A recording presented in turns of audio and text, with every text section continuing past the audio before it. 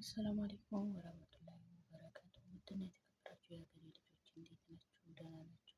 ያለው አልሐምዱሊላህ።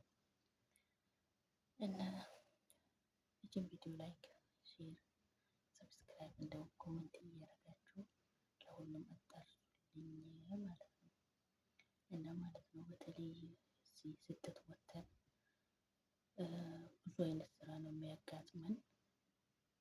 ጥንቃቄ እናድርግ ለማለት ያህል ነው። ምክንያቱም እኔ ራሴ በተለይ እንስሳት ያለበት ቤት የምትሰሩ ልጆች ላይ ጥንቃቄ አድርጉ፣ ጥንቃቄ አድርጉ በጣም ለምሳሌ ድመት፣ እንደዚህ ወፍ የመሰሉ ነገር ያለበት ቤት ጥንቃቄ አድርጉ ማለት ነው። አሁን በቀደም ማለት ነው እኛ ቤት ወፎች አሉ